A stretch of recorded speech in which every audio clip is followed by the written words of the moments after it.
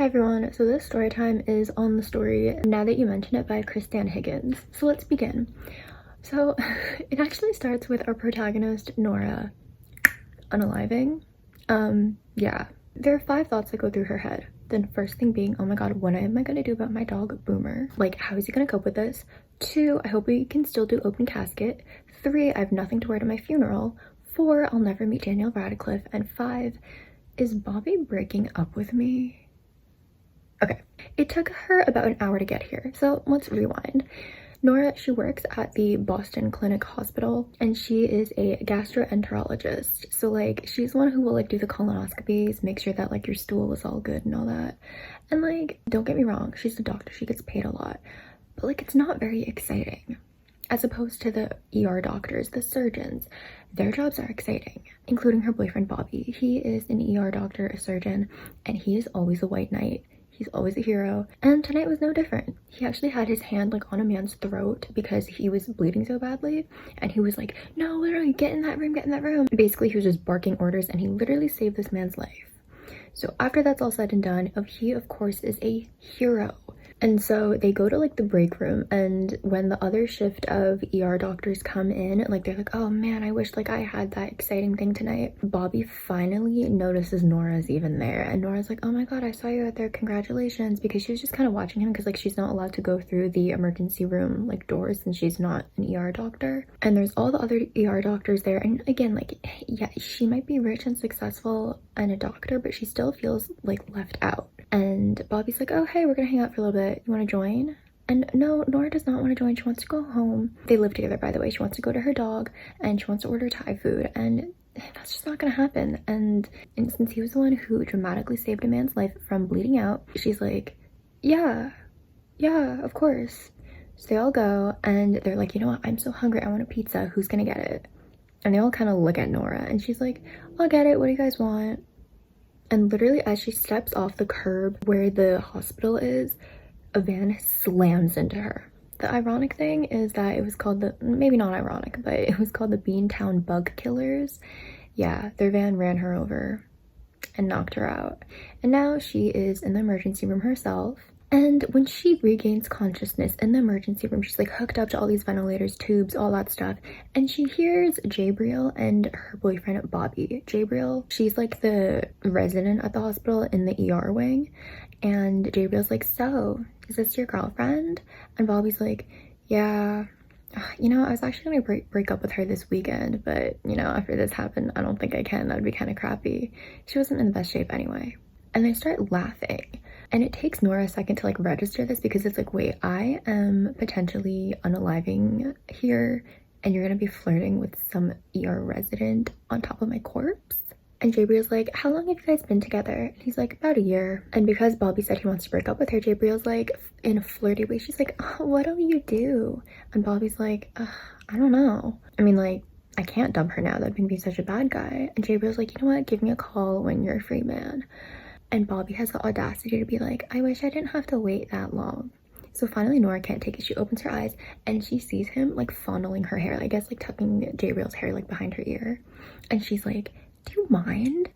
And they both like jump back from each other because they still think she's unconscious. Then understandably Nora requests another doctor, and he's like, and call the dog walker, because like they co-own Boomer the dog. And the next day when Nora is discharged, she is in a sling and a cast, and everything hurts. Like her arm is broken, her leg is broken.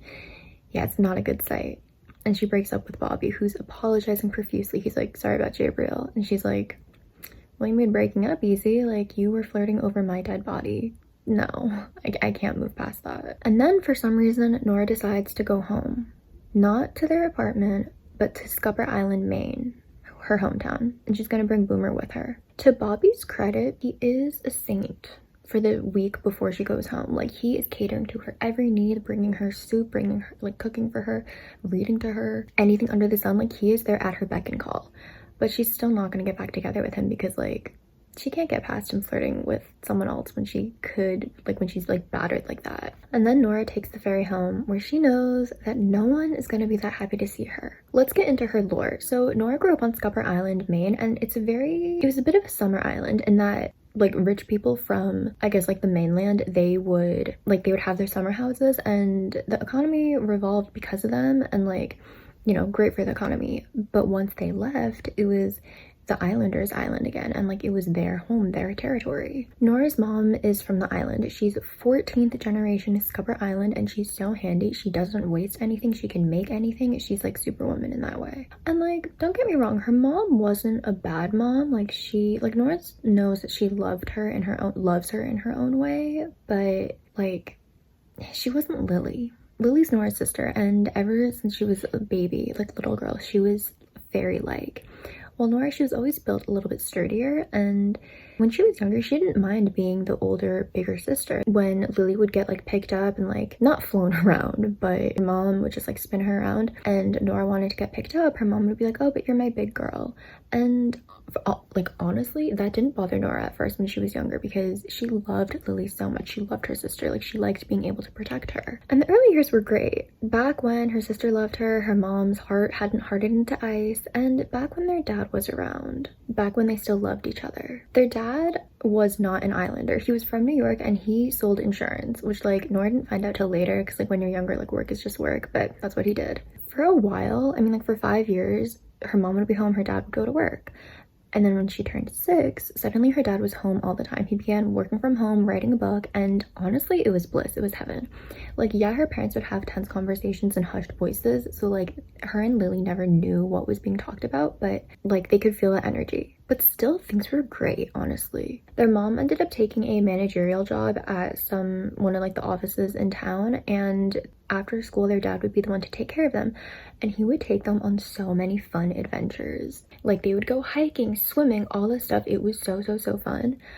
But then the fun would always end, because their mom would somehow find them. She would pull up in their car and be like, and just like shake her head and then make them take a bath and get them dinner and stuff. And it's like her mom was always like ruining the fun. And they learned just kind of to disregard their mom, because it was just the three of them, Dad, Nora, and Lily. Like, they could have their own fun adventures. Mom could go be like sour mouth somewhere else. And this progressed and progressed, because time went on and Lily started to, like, she became a daddy's girl, and she started rubbing that in their mom's face, like not even trying to hide it. She'd be like, Dad and I, we had so much fun today. He got us ice cream and we went scavenging in the woods. It was so much more fun. Like, well, like, dang, okay. Nora, on the other hand, she would try to like make her mom feel loved and included, but since she wasn't Lily, it didn't really matter. And one day when Nora got home from school, her mom was just like sitting at the kitchen table, hands clasped. Her wedding ring was off. There was like a cup of coffee on the table. And Nora, in her fake cheery voice, she's like, Mom, guess what? And her mom just like doesn't answer. This kid in our class, he got sick and he threw up, so he had to go home early. We were taking a math test. I think he has to retake it. Her mom's just like, not looking up from the table. And Nora can't take it. Mind you, she is like 7 at this point. And Nora's like, Mom, where's Dad? And her mom is still just like calmly looking at the table. She's like, out. He left. Do you know when he'll be back? No. And so Nora runs upstairs, checks her dad's closet, like her parents' closet. All her dad's things are gone. His suitcase, his shoes, his suit, everything is gone. And then Nora started sobbing, understandably so. Like, her dad just left, and she knows that he went off island, and that's it. And when Lily sees her, mind you, the girl is 10. So maybe Nora was probably like 12, and Lily sees her and like she's 10 and she's already like sneering and snarking. She's like, what's the matter with you? And Nora's like, Dad is gone. And this does not go over well for Lily, because she starts hysterically crying and screaming and telling their mom that she hates her, and then she goes and slams the door. Yeah, it was bad. There are many versions of events of what happened. In Lily's version, Mom was so boring and miserable that she drove Dad away, and Dad would come back just for the girls and leave Mom all alone on her stupid Scupper Island. In Nora's version of events, their dad would come back, apologize to their mom, they would fall in love again, and, you know, they would have like one of those like really dramatic but really cute reunions where they like hug and then the guy like spins the girl around, and they would all be a happy family, and they'd go to New York. And neither scenario happened, because their dad stayed gone. So anyways, back to present time. Nora's now back on the island, and like her mom, zero affection. Like, the first thing she says to her is like, how long do you think you're gonna be staying here? Because Lily's daughter, is here, and it's kind of tight quarters, so you have to share a room with her. It's like, okay, hey mom, I'm in a sling, my leg is in a cast, I'm like hobbling around. Nice to see you too, thank you for asking. Oh yeah, as for Lily, because it's like, why is Poe there with the grandma and not her mom? Well, because Lily's in jail. Yeah. And honestly, it is so difficult for Nora to get adjusted. Like, sharing a room with a teenager when you're like in your 30s, not a fun time, especially when that teenager is like surly and doesn't want to be there. Yeah, not a good time at all. And that prompts Nora to find her own place, because it's like, you know, when you can tell when people don't want you around. It sucks to feel that way. So she ends up finding this like boathouse it's the most affordable thing. It's super cheap, and she ends up getting such a deal for it. And so happy that she has her own place now, she's like, you know what, I'm gonna get a donut. And the donut shop is like a high school reunion, because she sees Darby, one of the popular girls who made her life miserable. When I mean popular, I mean mean. Would like call people slurs and bully people. The funny thing is though, is that Darby doesn't even recognize her. Nora's like, oh yeah, hey, it's me, Nora. And Darby's like, what? Because Nora had a massive glow up, so she is unrecognizable. And then walks in Sullivan Fletcher. You know, they exchange pleasantries like, oh hey, you're back, nice to see you, which now means that he is going to know that Nora is back. And Nora's pretty sure he's not going to be happy to see her. Like, she couldn't really read Sullivan. He was friendly enough, cordial. Luke, however, is a whole different story. Luke Fletcher, Sullivan's twin brother, and as mean as this is, he's the better looking, smarter brother. Long story short, Nora had kind of stolen Luke's place at Tufts. This needs to be taken back to high school. So when Nora finally realized that her dad was in fact not coming back, she ate and ate and ate and could not stop.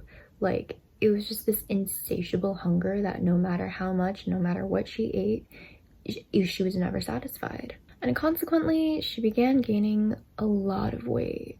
Like, I'm not talking like, oh, 10 pounds, okay, lose that in like a month. No, I'm talking like her health was in bad shape because of how heavy she got. She looked like she was 35 because of how heavy she was. Like a 35-year-old woman who like just gave birth, and like life really was rough on her. It was not good. High school's just rough in general. Kids are not that nice.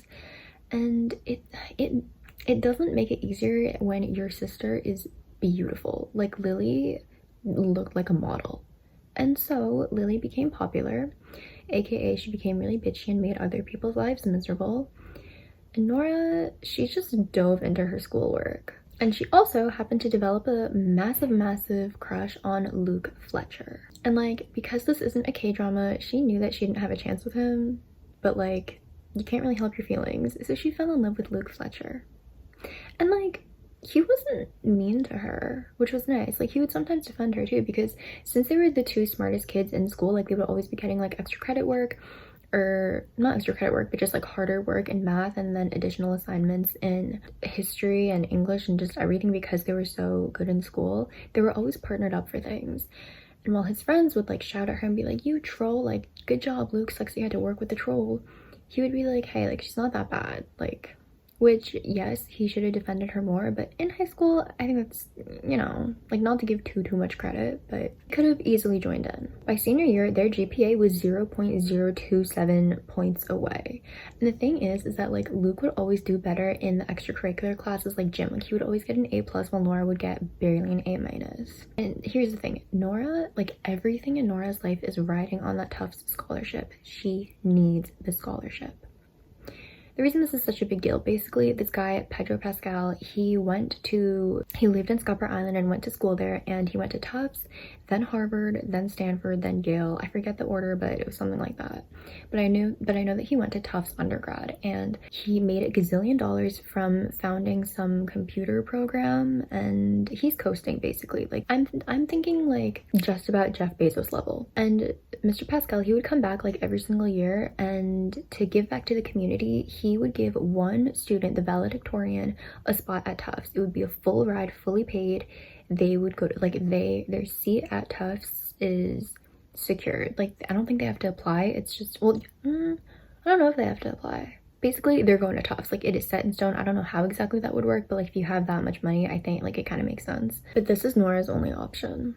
Like, Luke, he comes from a good family. Yeah, it would be expensive to pay for college, but like at least he has that option. Nora has no option. Like, what money does her mom have? A single mom raising 2 daughters? Like, this is Nora's only option. And Nora did have the edge in science, while Luke had the upper hand in everything else.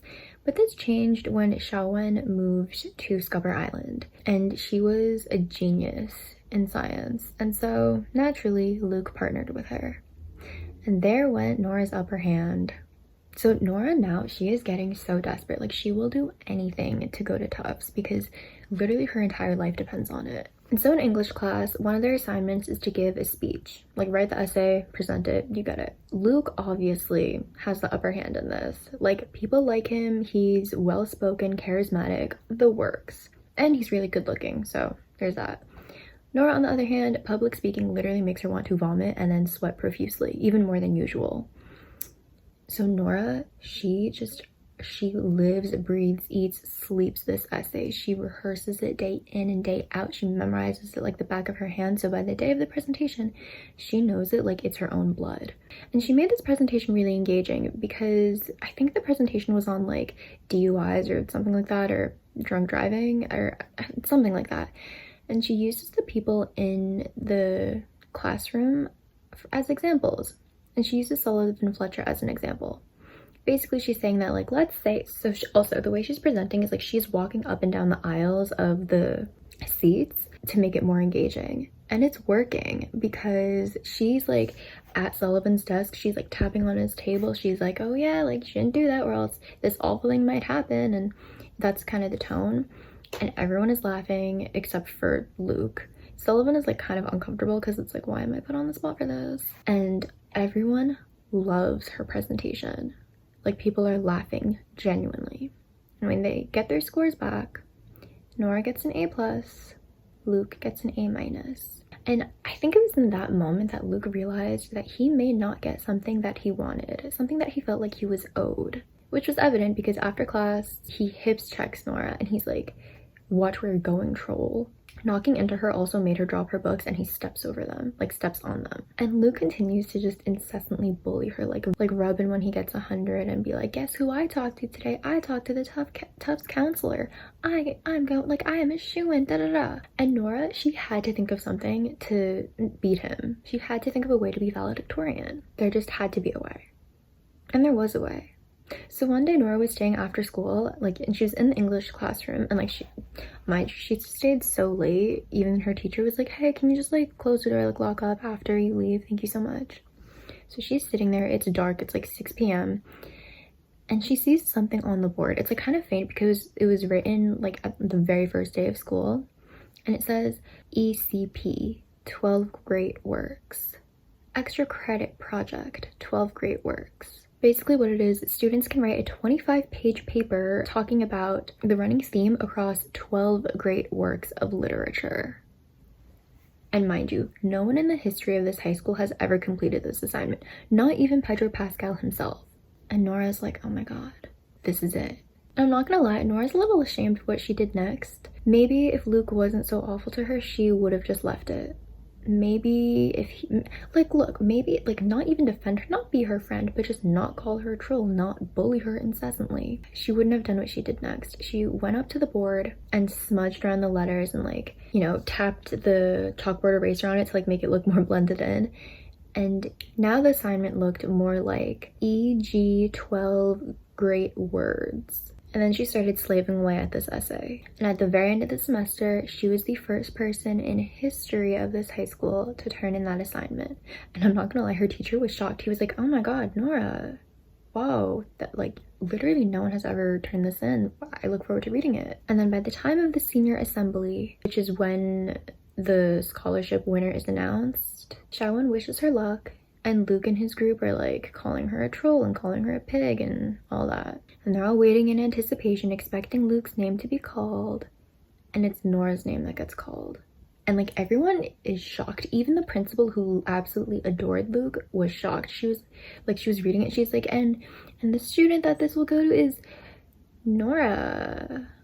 Congratulations, Nora. Come up to the stage. And there's like light awkward clapping. And this is probably one of the best days of Nora's life, understandably.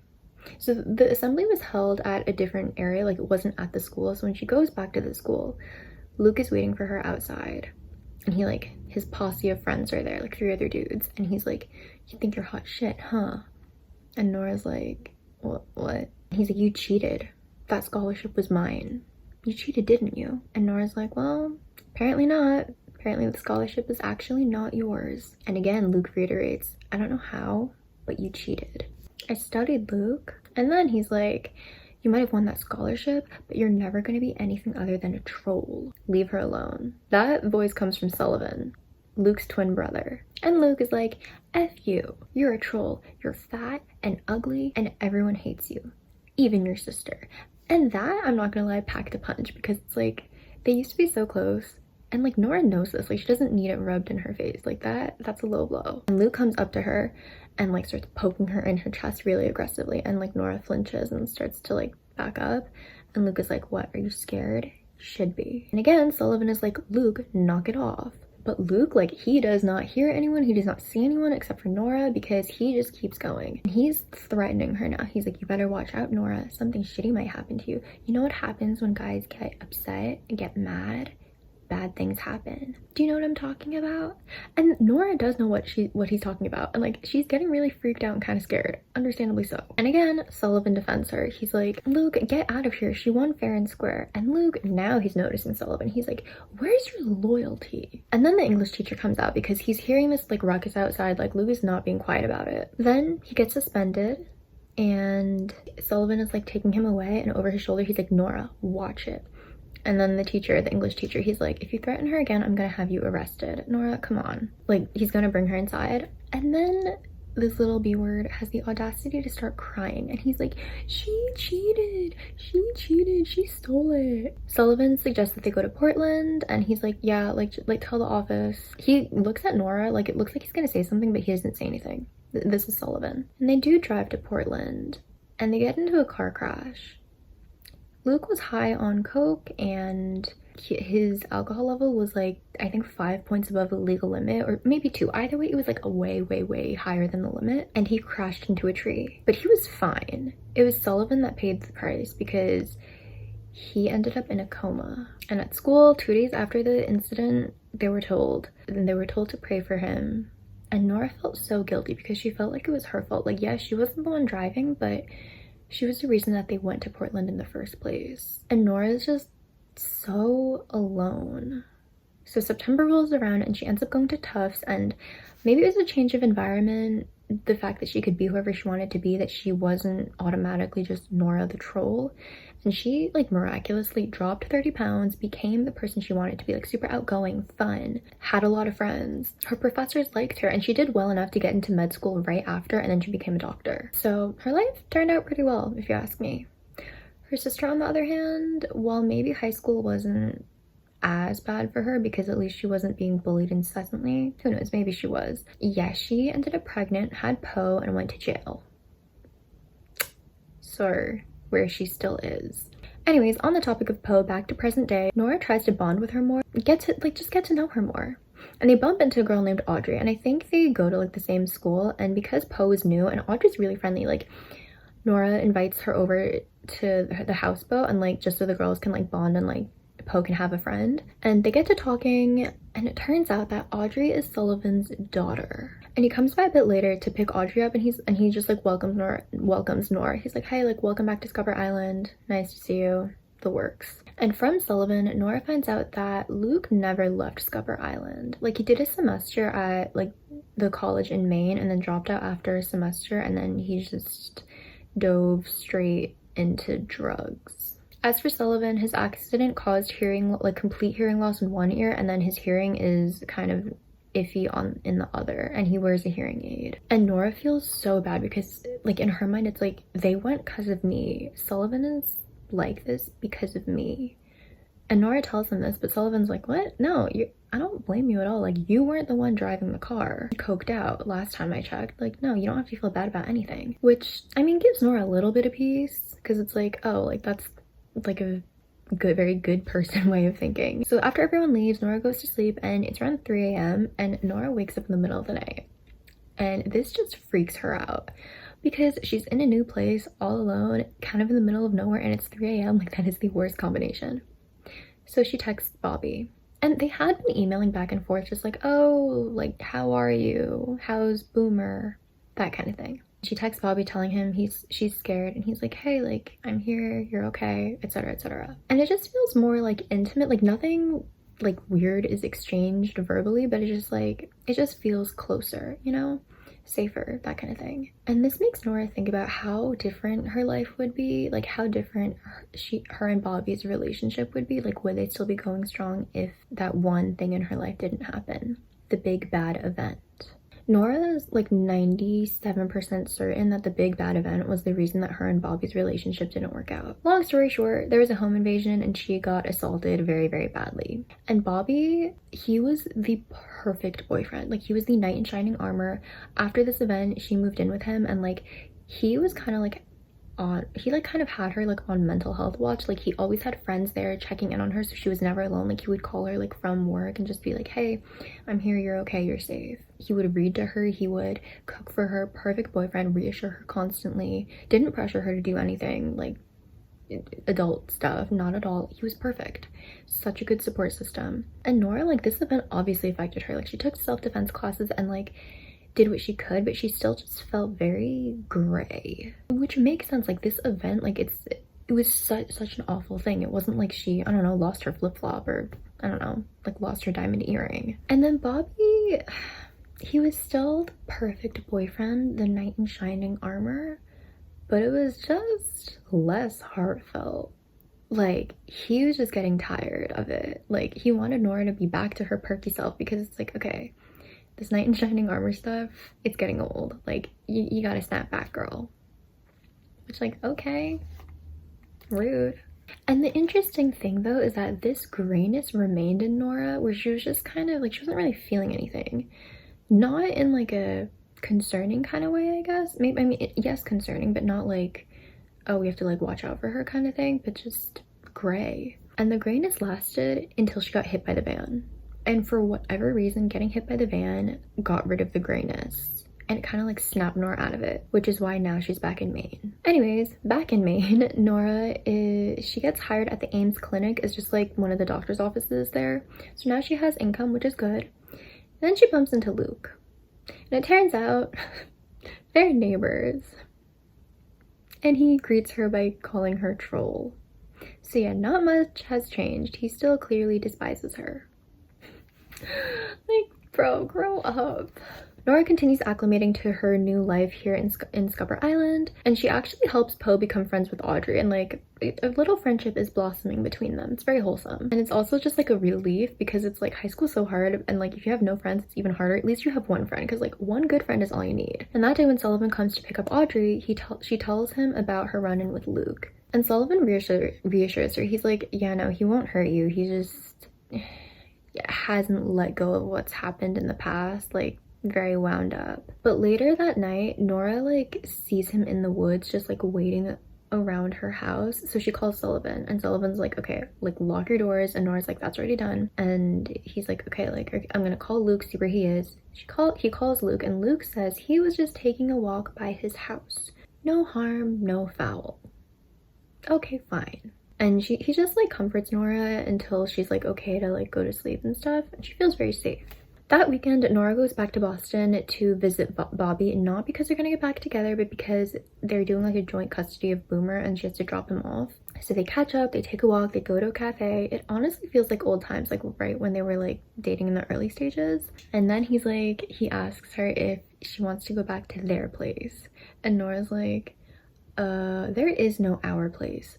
We broke up, remember? So they say goodbye, and Bobby kisses her on the cheek and then on the mouth. And like, it has the opposite effect of what Bobby wants, because that makes Nora realize like, this breakup was good for us. We needed it. Nora then goes back to Scupper Island, and she forcefully makes Poe bond with her. Like, because Poe's idea of her grandpa, so Nora and Lily's dad, was like, it was horrible, he was awful, da-da-da. And Nora's like, no, actually we had a lot of fun. And she's telling her about the adventures that they went on, and she actually takes Poe to the different places that her dad would take them. And like, Poe's starting to warm up. And then when Nora gets back home, she hears someone like rustling at her door. So she gets her pistol, like she is armed, she's ready. And she hears Sullivan's voice, Nora? And she goes to greet him. And mind you, she's holding a handgun and he's like, whoa, whoa, whoa, it's just me, it's just me. And Nora's like, yeah. She tells him about the assault and why she's so jumpy and freaked out. And he's like, oh my god, like, are you okay now? They just talk a bit more, and then Nora invites him to a dinner she's hosting at her house the next day. And talking to Sullivan, she feels safe. And the dinner goes fairly smoothly. Like her mom is there, Shawan is there, Poe, Audrey, like everyone is there. And she and Sullivan are bonding more. They're like getting to know each other more. It's cute. And she's asking about like his hearing and Audrey, his daughter, and they have a couple moments. Like the chemistry is palpable. And then she accidentally calls him Bobby's name when she asks him to pass her something in the kitchen. But somehow they're able to move past that because they go to dinner, just them two, a couple nights later, maybe like a week later or so.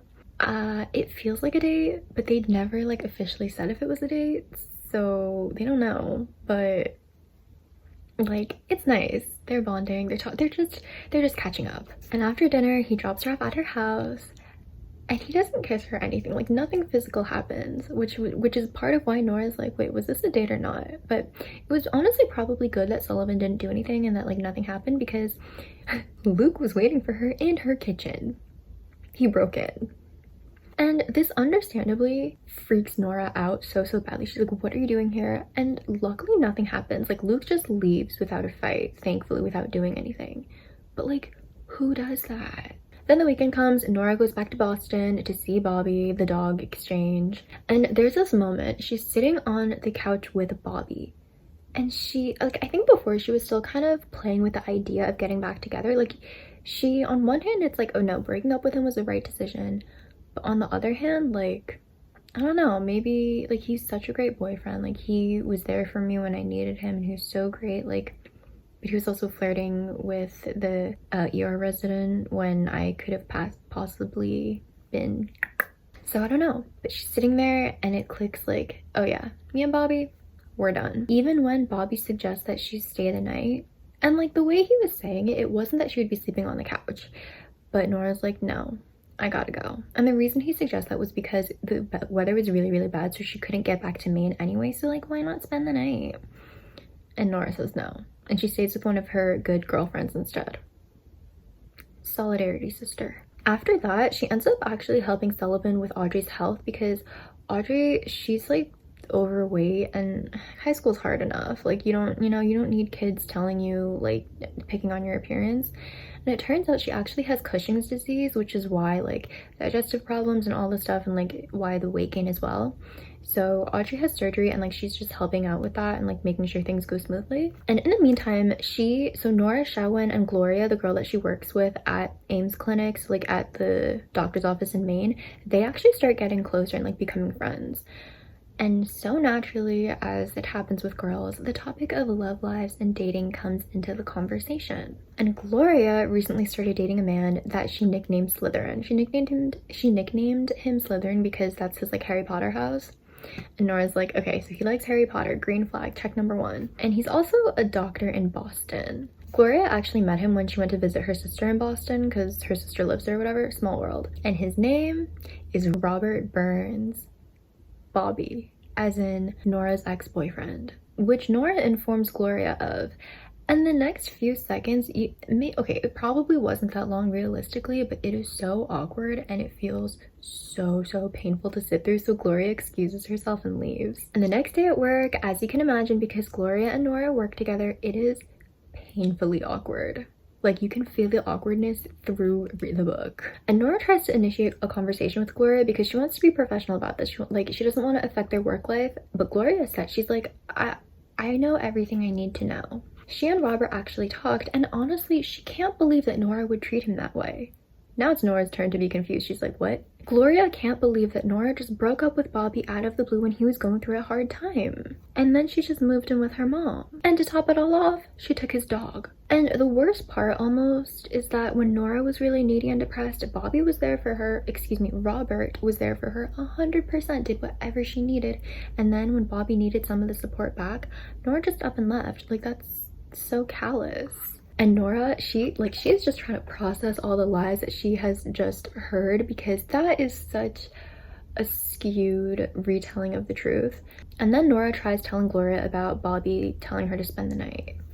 And Gloria's like, I know all about that too. Nora showed up, asked if she could spend the night, and said that she still loved Bobby. Yeah. So that conversation is basically over, because then like a patient comes in. So after this fruitless conversation, Nora then consults the internet, the all-knowing. And it turns out Gloria is now in a relationship with Robert K. Burns, MD. He's the type of person to put MD on his Facebook profile. Ew, what a weenie. So this was like the final confirmation that Nora didn't realize she needed to know that she and Bobby are completely over. So she leaves a very angry message on his answering machine. She's like, hey, it's your needy ex-girlfriend. I'm taking Boomer for good. Because also, he lied about Boomer. Like, okay, lie about your ex, fabricate the truth, but why lie about your dog? Like, that's why. But this is all a good thing, because a little bit after that, she and Sullivan actually have their first official date. And it's horrible. Basically, there's like too much stuff going on with like different family members, and so it ends up just being like a family gathering. And at this family gathering, Nora ends up killing her mom's pet bird, Tweety. So they bury Tweety together as a nice little couple activity. And then like the adult playtime happens, and like it is so bad. It is awful. And because it's like mutually decided, like, okay, this was so bad, they decide to just be friends. And like Nora plans on leaving in August anyway. Like she wasn't planning on like living in Scupper Island forever, just like to get back on her feet. And like she's healing pretty well, so she can leave by August. And she's like, you know what, it's a good thing, it's whatever. And then during this time, the town, they hold like all these random like runs, like 10K runs. And so one weekend she goes to the run, and she bumps into her English teacher, the one with like the 12 great works assignments. And he's like, hey, and she's like, hey, like I became a doctor. Like she tells him what she did, and he's so proud of her. He's like, Nora, oh my god, congratulations. You know, actually you were the only student ever in history to complete that extra credit assignment. And then Nora asks him, she's like, did I steal the scholarship from Luke? And he looks at her like she's crazy. He's like, huh? Because Nora was like, yeah, and the teacher looks at her, and he's retired now, but her old teacher, he's like, no, you won that scholarship. Honestly, Luke's grades were falling behind. He was barely getting B's for a while. Like, that scholarship was yours. Be proud of it. You earned it. And I'm very proud of where you've come. And this gives Nora a sense of peace that she didn't even realize that she needed. And then she also finds out what really happened with her dad. Because like throughout this whole time that she's here at Scupper Island, she's trying to get answers, because like why would he just leave his daughters like that, you know? And it turns out he was bipolar. When her dad and her mom got together, like he was super charming, super fun and everything, and they were really happy. But he would sometimes just get in these moods where like he wouldn't sleep for like days on end, like during his manic episodes. And then he would have his depressive episodes, and it just got worse and worse progressively, and he refused to get treatment. It turns out actually that Nora's mom was saving them when she would quote unquote ruin the fun, which Nora didn't realize as a kid, but like looking back, she's like, oh my god, like my mom saved our lives. And so one day her mom gave their dad an ultimatum: therapy and medication or divorce. And that was the day that their dad left and never looked back. And actually a little while later, like their mom did track down their dad because he was using all the credit cards and maxing all of them out. And she was begging him to come back, like, for your daughters, like you can't just abandon them. But she couldn't reach him. Like at that point he hated her so much, it was no use. And that bipolar gene also got passed down to Lily. And very unfortunately and very sadly, her dad ended up passing away in a car crash. He was alone. And that was 17 years ago, I believe. And with that one conversation, it was so healing for both Nora and her mom, and they like hold hands, just like not talking, and their relationship and bond just became infinitely closer and stronger. So sometime after, she's telling Sullivan all of this because like they're friends, and they're by the dock and the sun is setting and it's all romantic, and then he kisses her, and now there's sparks, there's chemistry, it's super cute and all that, and now they're officially dating. And the next day at work, Gloria, this girl, she is just straight up ignoring Nora. Like, oh, okay, imagine you are a patient going into a doctor's office, you need to go to your checkup, And one doctor is just like, you can tell that there's tension because that is how unprofessional Gloria is being. Like, she refuses to even look at Nora. And Nora has had it. She's like, okay, you know what? Enough is enough. And she then tells Gloria the actual sequence of events in her and Bobby's relationship. The bad event that Bobby keeps alluding to but not specifying, yeah, that was the home invasion and assault. And they never found the dude, so of course Nora's gonna be paranoid. And the breakup, that was all Bobby. Ask him about a girl named Jabrielle. Jabrielle? It's spelled like Gabrielle, but with a J. Anywho, as Gloria is just processing that information, Nora actually decides to adopt Poe because it's like, her mom's old, her mom's a grandma. Like, it's hard for a grandparent to raise a grandchild. Like, that's not, you know what I mean? And Nora, she can work at Ames Clinic. Like, she has a stream of income and she can find her own actual house, not in the houseboat. And Poe can stay with her and go to school, and it can be great. And the next week, there's another town run. This town loves 10Ks, and they all go. Poe, Sullivan, Nora, Xiaowen, her mom, everyone. It's a really fun time. And guess who also makes an appearance? Bobby. He came to apologize for misrepresenting their relationship. And the reason he did this was because he wanted to seem more interesting than he actually was. Which at this point, like, Nora doesn't care, but it was nice that Gloria got him to apologize, because like he came and apologized because Gloria kind of like coerced him into it. Like, yes, go girl. And Gloria apologizes. She's like, hey, I'm sorry for how awkward I made things. Can we like go back to being normal at work? And Nora, she's like, yeah, sure, whatever. So Nora goes home and she is greeted not by an empty house, not by, yes, by Boomer, but also Luke. He's standing in the kitchen holding a knife, and he asks her for a Vicodin. And then when Nora's like, I don't have any, but I can see what I can get you, because like, how else are you supposed to act in this situation? And then he starts accusing her of stealing Tufts from him. And now that she and Sullivan are together and Audrey's hanging out with her, now she's stealing his family. He says he's going to bash her head in and throw her in the water. And like, yes, Nora's scared, but also like, she can't help but just feel so much pity for this man, because he was the golden boy. He had so much potential, and this is what he turned his life into. And then he has the audacity to tell her to leave town. And this is when something in Nora just snaps. So she snaps at him and she's like, I didn't steal anything. I earned that scholarship and I did something with it. I'm a doctor. I help people. You were on the road to destruction way before you lost that scholarship. It was yours to lose and you lost it. You could have gone to any other school and made a great life for yourself, but instead you got high, crashed a car, and now your brother Sullivan is paying for it. You're a pathetic junkie living off his brother's generosity. Now stop whining and get off my boat. And then Luke lunges at her, but like, he is so like drugged up because okay, not decades at this point, but like the years and years and years of like use and mistreatment to his body. He's pretty weak, but like, it's still scary. Luckily though, those self-defense classes are coming in clutch because Nora, she's able to utilize it and like defend herself. Boomer also is such a hero because he starts gnawing on this man like it is a bone. So mind you, he's bleeding, like yeah, it's not a good sight. Luckily though, she was able to fight him off, and while he is bleeding out, she calls the cops and she calls an ambulance. Now it's a year later and Nora and Sullivan are still going strong. They're gonna get married at some point. Poe got her license and they celebrated, and Luke is in jail and sober.